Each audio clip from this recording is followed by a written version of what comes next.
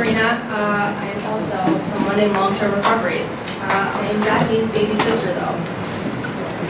If you would have told me 1 year, 8 months, and 18 days ago that I would be introducing Jackie at a recovery event, I wouldn't have believed you. But here we all are, celebrating a really beautiful day for an incredible community. A community that gave my sister life again and gave Connor his mother. This community in Alcoholics Anonymous did what no one thought was possible, and that was giving my sister the opportunity to change her life around. We didn't have it easy growing up. On the outside, everything looked pretty, but on the inside, we had somewhat of a broken home where it was very normalized to use, and so we did just that. We started using hard when we were young, and didn't really know any other way. After our parents passed, we lost any sort of sense of normalcy and stability, and didn't have many positive role models, so we clung to each other for dear life and used together and enabled each other. I was in rehab for the second time when we found out Jackie was pregnant with Connor. Connor was a blessing in disguise. Jackie and I didn't talk for almost a year after I got clean, and so I wasn't there the day Connor was born, but I do know that Connor being born gave Jackie the ability to view maybe another way of living for the first time. I remember the day Jackie went to rehab for the rest of my life because it was a higher power moment for me. It was summer and I was at a concert, and the musician was talking on stage and he had said the song is about forgiveness, and at that moment Jackie texted me that she was going to rehab, and all I could do was cry because something just felt different. When she got out, she came straight to MVP, and she was ready to do something different, regardless of how difficult and uncomfortable she thought it was, she stayed. MVP gave her structure that she didn't want but needed in order to change. In recovery, we're told to change everything, and Jackie has done that. I don't think we ever saw this life for ourselves, and I don't believe we recognize the young women we've become. AA in this community has taught Jackie how to be a responsible member of society, a sister, a friend, a partner, a role model, a strong woman in recovery, and a mother. It has changed her into a person that me and my family are so proud to call our own. A few years ago, if you would have asked me what my favorite thing to do is, I would have told you it was partying with all of my friends. Today my favorite day of the week is Sunday, because every Sunday I get to spend the day with Jackie and Connor, and those days are priceless. I get to walk side by side my best friend today in this recovery journey and watch her grow and be a part of Connor's life. I learn from her every single day because we're constantly talking about recovery and how to be the best versions of ourselves. I know that Mom and Dad may not be here, but I do know that they're really proud of you. The reality of the disease of addiction is that most people don't make it here to the other side. When we are in active addiction and gifted the option of another way of life, most won't take it. I'm very grateful that Jackie, my amazing big sister, chose life and continues to choose life every single day. So what is recovery to me, you ask? Recovery is the most beautiful thing my family has ever been gifted, and I'm eternally grateful to the amazing program of Alcoholics Anonymous, my sister support network, Connor, and MVP.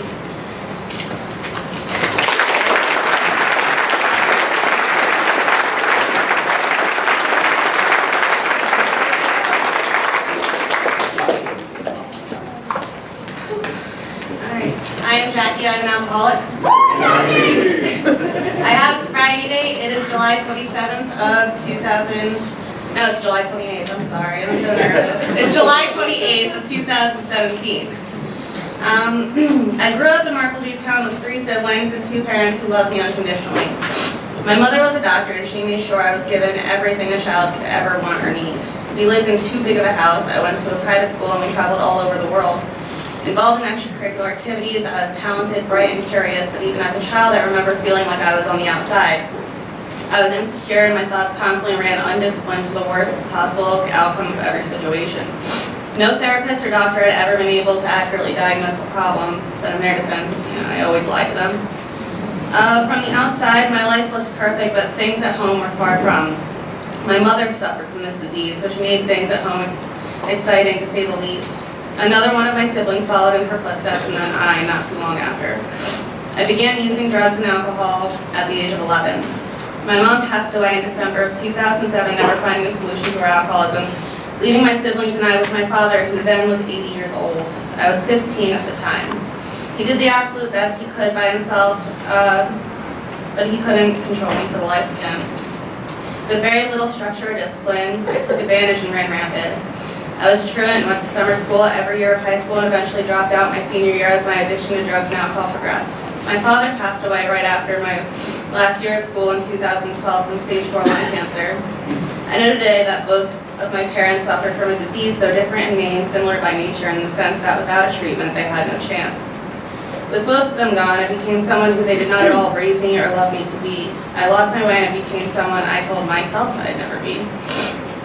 I became a liar, a thief, and a manipulator. I selfishly put my needs before everyone and everything else to get a fix. I hated myself, I was uncomfortable in my own skin. My only sense of relief was the effect given to me by drugs and alcohol. I remember feeling hopeless. I was in and out of psych wards and dodging police officers for the next 4 years until I discovered I was pregnant. I got pregnant with my son during a time where my heart was very dark. My soul was broken, lost, and heavy when I was handed the role of a mother. I know I say it often, but I can't stress enough how loved my child saved me. That love is one of a kind. The day I gave birth to him was the first time I felt a glimmer of hope, but that day only lasted so long without God or AA in my life. He was 9 months old the day I overdosed and nearly died, leaving him without a mother. Almost. That day was the day God gave me another chance at the life He and my parents wanted for me. I went to rehab at the Malvern Institute on July 27th in 2017. I was exhausted and sick. I wasn't sure that I wanted to live. All I was sure of was how much I loved my son. In rehab, I listened to people share their stories of feeling exactly like I had always felt, and they told me they had recovered and how. After about 30 days in treatment, I came to MVP. It was my first time in a recovery house. I had no idea what to expect.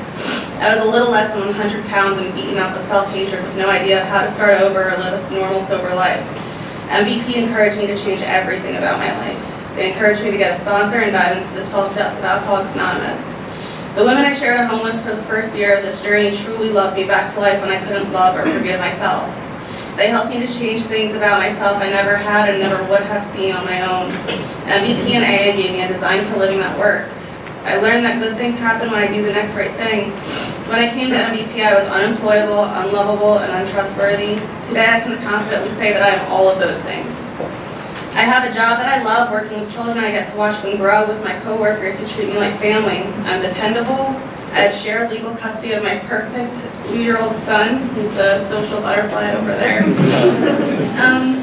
And I get to be the mother he deserves. I have siblings in my life who actually want to be around me. I have amazing friends who catch me when they see me slipping and inspire me on a daily basis. I'm enrolled back in school and plan on studying science for the health professionals. I have dreams today. For the first time in my life, I have purpose and I'm useful. I'm a strong woman with dignity, a woman my parents would be proud of. But more than that, I have peace of mind. My thoughts don't run 1,000 miles per minute in negative directions.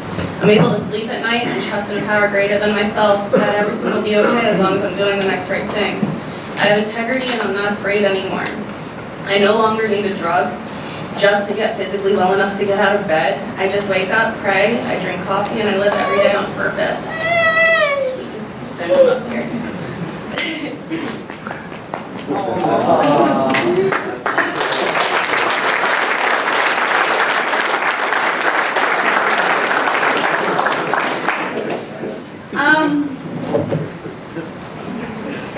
I'm sorry, I lost my spot. This truly is a life beyond my wildest dreams, and 5 minutes isn't nearly enough time to properly convey the amount of gratitude I have for this program. These gifts are unmerited, and I plan to do exactly what MVP and A has taught me to do and pay it forward. I was taught that it is my responsibility to help when anyone reaches out for help the same way that others had so freely helped me. My time at MVP has been the absolute hardest and the funnest time of my life. This program bet on me when no one else would. It would have been reasonable to believe that by this age, I'd have been homeless, in jail, or dead, but that is not my reality today. And with that, I would just like to say thank you to Brian, Chrissy, and all of the wonderful people in this room for taking a chance on. Thank you for teaching me that recovery is possible and I could change if I wanted to bad enough. I'm forever grateful.